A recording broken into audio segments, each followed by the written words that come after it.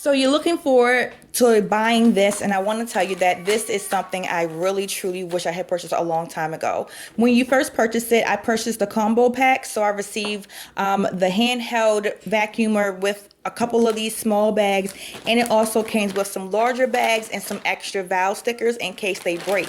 Now, how do I clean these? I pretty much put a little bit of dish detergent inside, a little bit of bleach, and then I use this rubber squeezy thing I got from Dollar Tree, and I clean all in the inside. Pretty much I let it dry by opening it up and placing it over like a cup or a glass, something that's tall, so that the air can circulate inside to dry it. And that's it. When you receive it inside, you will receive this handheld device, this adapter that goes on top. I don't use this because I can't function with this thingy. It has a plastic, I'm sorry, a rubber ring right here and a rubber ring right here as well. You receive the user manual, a USB cord for charging, and you receive this clasping that helps you with closing the bag 100% before you're actually going to use it. So I have 3 different items here that I'm going to show you how to vacuum seal it, and it's easy to do. You just have to pretty much find the right area so that it can suck all the air out. But once you get the hang of it,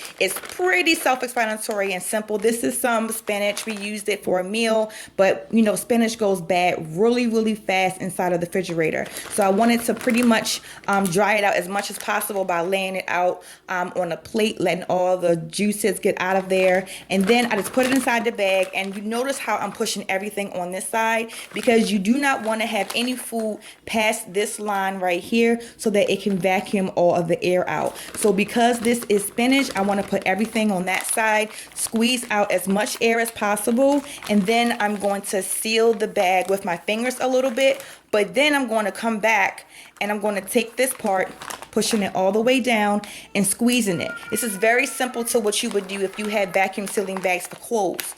So if you know how to work that, you pretty much know how to do this. Now you see it's a little bit of air in here, no problem. Now you're going to put this circle piece here right over the blue section. Now you're going to turn it on, and I like to press down on this side to put the air on this side, and as you can see, it's now sucking the air out. So now I'm going to stop because this is spinach. I don't want it to crinkle it all up, but look at that.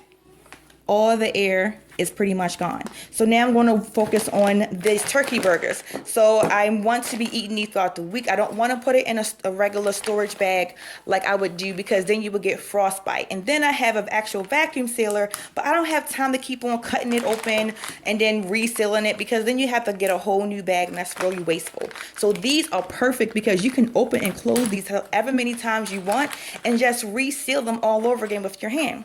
So I'll place this once again over this side.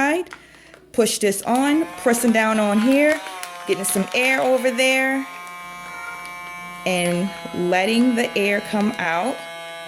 And as you can see, there it goes. When you hear this sound really loud, it means there's no more air inside, and you can stop. And then boom, you're done. Now sometimes, as I mentioned, this other pack, it came with these extra valves. If you do wash these and you actually break the seal, because when I put my finger in here and my finger on this side, I cannot feel my finger. It's a piece of plastic right here. So this mechanism sometimes will break if you wash it in the dishwasher and it got that high heat humidity. So you do have these extra tabs when you buy it in a combo. So back with this one, these are some sausages. So just going to do the same thing all over again. Place it all the way down, squeeze it as I slide it through. Do it one more time, squeeze it as I slide it through. Done. Now I'm going to once again move everything on one side, push this down over the blue section, turn it on, push down, and there we go. And I'm stopping because I already started to see the juices flow up to here, and I don't want to have anything wet come into this area, because if it starts to suck up juices, it's going to automatically stop, and then I can potentially break this device by sucking in all that water inside of this area here. So you want to stop before any juices get in there. A tip I use for my vacuum sealer bags is to get you some paper towels, fold it up and put it along that line, so when you're vacuuming, it will pretty much make all juices get stopped or get absorbed by the paper towels. And you can still freeze it. No issue's going to happen with it when you thaw it out. It's going to have paper towels. Like when you buy chicken, you have those weird things at the bottom of the chicken or other meats. It's just an alternative to that. Not going to damage your food or leave any kind of weird taste. But these are the 3 things that I have vacuum sealed, as you saw, and it's so simple and easy, and it's so easy to just open these back up, use it, vacuum seal it back down, and I'm going to have fresh, non-slimy spinach for the rest of the week. So I hope you enjoyed this tutorial video.